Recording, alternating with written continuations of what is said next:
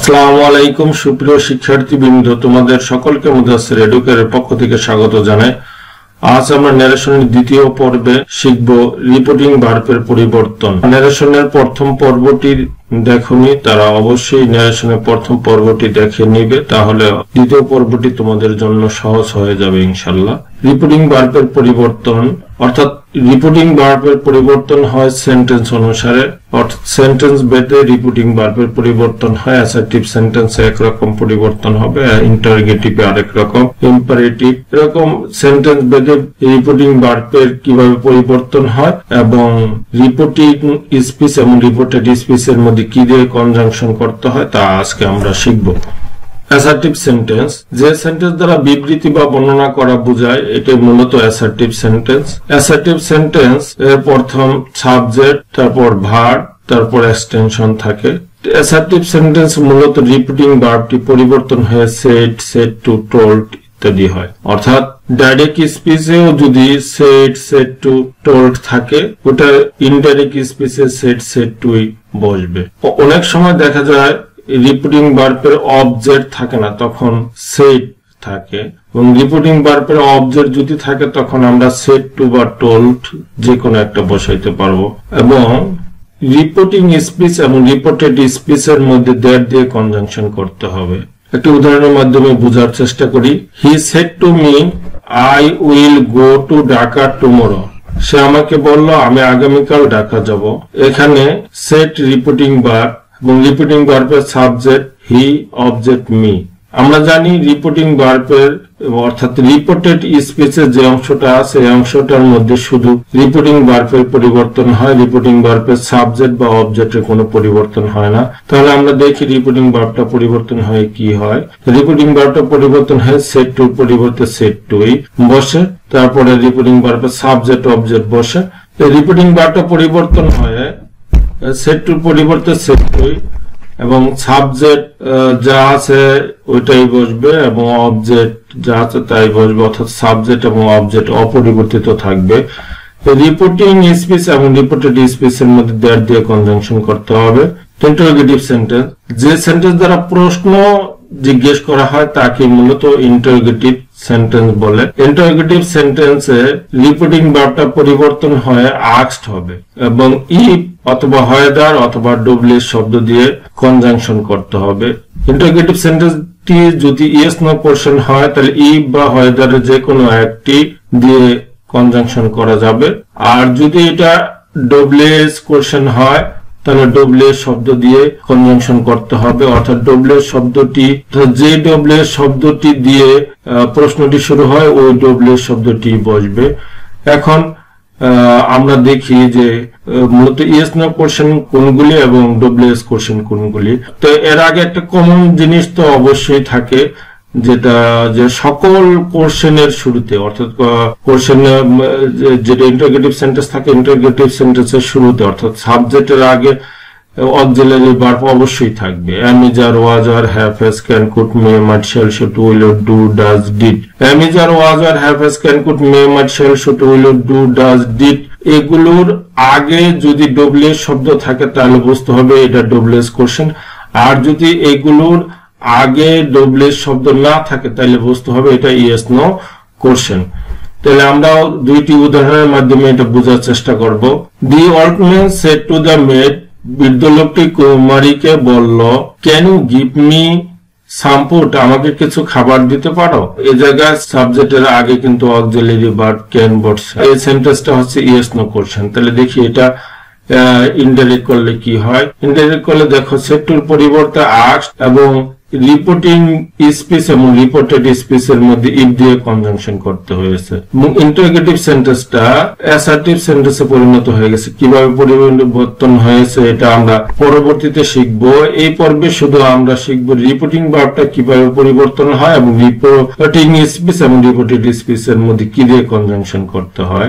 The merchant said to the youth, ব্যবসায়ী যুবক লোককে বলল হোয়াট ডু ইউ ওয়ান্ট, তুমি কি চাও। দেখ সাবজেক্টের আগে ডু আছে, তার মানে এটা কোশ্চেন, বাট এই ডুর আগে আবার কি আছে, ডব্লিউ শব্দ আছে, অর্থাৎ এই ডব্লিউ শব্দ থাকার কারণে এটা কি হয়ে গেল, এটা ডব্লিউ শব্দ থাকার কারণে এটা ডব্লিউএস কোশ্চেন হয়ে গেল। তাহলে এটা ইনডাইরেক্ট করলে কি হয়, দেখো দি মার্চেন্ট আস্কড দ্য ইয়ুথ, অর্থাৎ এই যে সেট্টুর পরিবর্তে আস্কড এবং কনজাংশন করা হলো হোয়াট দিয়ে, অর্থাৎ এটা ডব্লিউএস কোশ্চেন, অর্থাৎ ডব্লিউএস কোশ্চেনে যে শব্দ দিয়ে সেন্টেন্সটি শুরু হবে, যে ডব্লিউএস শব্দ দিয়ে শুরু হবে, ওই ডব্লিউএস শব্দ দিয়েই কনজাংশন করতে হবে। ইম্পারেটিভ সেন্টেন্স, যে সেন্টেন্স দ্বারা আদেশ, অনুরোধ, উপদেশ, নিষেধ, প্রস্তাব ইত্যাদি বোঝায় তাকে ইম্পারেটিভ সেন্টেন্স বলে। ইম্পারেটিভ সেন্টেন্সে যদি আদেশ বোঝায় তাহলে অর্ডার, অনুরোধ বোঝালে রিকোয়েস্টেড, উপদেশ বোঝালে অ্যাডভাইস, নিষেধ বোঝালে ফরবেড, প্রস্তাব বোঝালে প্রপোজ টু, এবং টু অথবা দ্যাট দিয়ে কনজাংশন করতে হবে। তাহলে এখন প্রশ্ন জাগে টু অথবা দ্যাট যে কোনো একটি দিয়ে কি কনজাংশন করা যাবে না। যদি ইম্পারেটিভ সেন্টেন্সটি শুধুমাত্র লেট দিয়ে শুরু হয় তাহলে ওই ক্ষেত্রেই দ্যাট দিয়ে কনজাংশন করা যাবে, আর অন্য সব ক্ষেত্রে অর্থাৎ যদি ইম্পারেটিভ সেন্টেন্সটা মূল ভার্ব দিয়ে শুরু হয় অথবা মূল ভার্বের আগে do not, don't, never, always, please ইত্যাদি থাকে তাহলে টু দিয়ে কনজাংশন করতে হবে। তাহলে আমরা কয়েকটি উদাহরণের মাধ্যমে এটা বোঝার চেষ্টা করি। Mother said to me open the door, open the door এটা কি বুঝাইছে, আদেশ বুঝাইছে, আর এটা কি মূল ভার্ব দিয়ে শুরু হয়েছে, ওপেন মূল ভার্ব, মূল ভার্ব দিয়ে শুরু হয়েছে। তার মানে এই যে রিপোর্টিং ভার্বটা পরিবর্তন হয়ে তখন কি হবে, আদেশ যেহেতু বুঝেছে অর্ডার, এবং এই মূল ভার্ব দিয়ে যেহেতু শুরু হয়েছে সেই জন্য কনজাংশন করতে হবে কি দিয়ে, টু দিয়ে। Rafi shed to me please give me a glass of water, Rafi আমাকে বলল দয়া করে আমাকে এক গ্লাস পানি দাও, অর্থাৎ রাফি আমাকে অনুরোধ করেছে এক গ্লাস পানির জন্য, তাহলে অনুরোধ করা হয়েছে, তাহলে সেট্টুর পরিবর্তে কি বসবে, রিকোয়েস্টেড, রিপোর্টিং ভার্বের সাবজেক্টও বসলো, অবজেক্টও বসলো। এখন এই যে দেখো আমি বলেছি তো যে মূল ভার্বের আগে যদি কি থাকে, প্লিজ, নেভার, অলওয়েজ যাই থাকবে তখন এটা কি হবে, টু দিয়েই কনজাংশন করতে হবে। তাহলে আমরা কি করলাম, টু দিলাম, তারপরে বাকি অংশ যা আছে।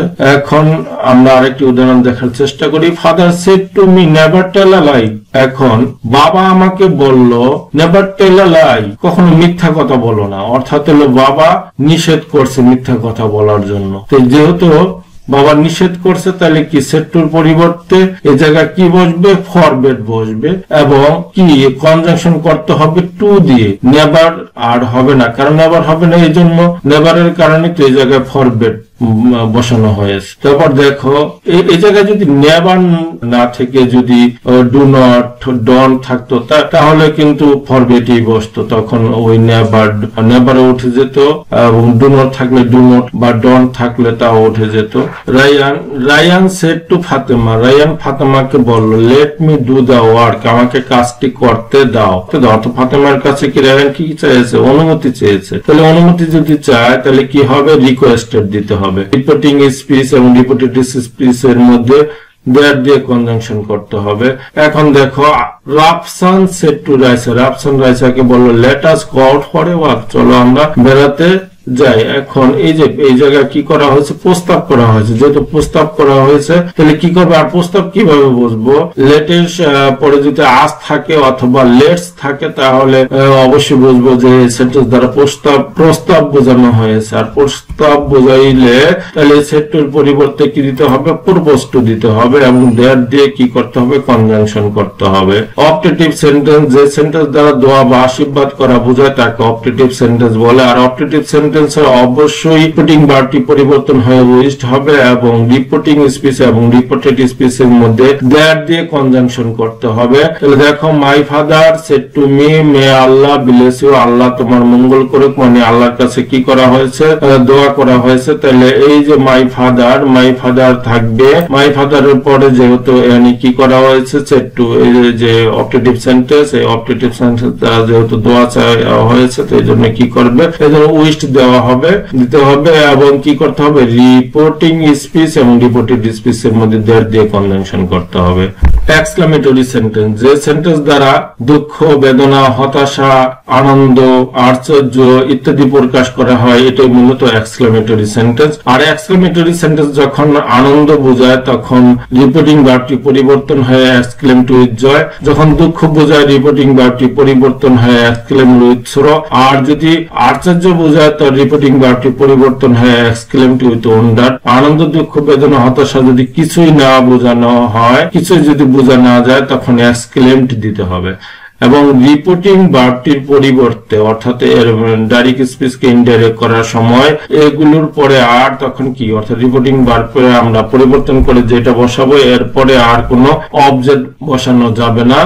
এবং রিপোর্টিং স্পিচ এবং রিপোর্টেড স্পিচের মধ্যে দ্যাট দিয়ে কনজাংশন করতে হবে। টায়ান exclaimed with joy that it was a very beautiful bird. এখন এই যে what a beautiful bird it is, এই সেন্টেন্স দ্বারা কি করা হয়েছে, আনন্দ বোঝানো হয় এবং এটা দ্বারা আশ্চর্য হয়ে গেছে এটাও বোঝা যায়। তাহলে আমরা কি করতে পারি, এক্সক্লেমড উইথ জয়, যদি আনন্দ মনে করি তাহলে এক্সক্লেমড উইথ জয় দিতে পারি, অথবা এটাকে আশ্চর্য মনে করে এক্সক্লেমড উইথ ওয়ান্ডারও দিতে পারবো। এবং কি করতে হবে, এই দ্যাট দিয়ে কনজাংশন করতে হবে। তোমাদের সকলকে আমার সাথে থাকার জন্য আন্তরিকভাবে ধন্যবাদ জানাচ্ছি।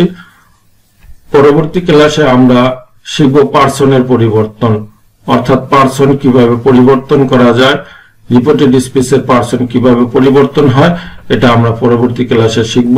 আশা রাখি তোমরা সকলে পরবর্তী ক্লাসে আমার সাথে থাকবে। আসসালামু আলাইকুম ওয়া রাহমাতুল্লাহ।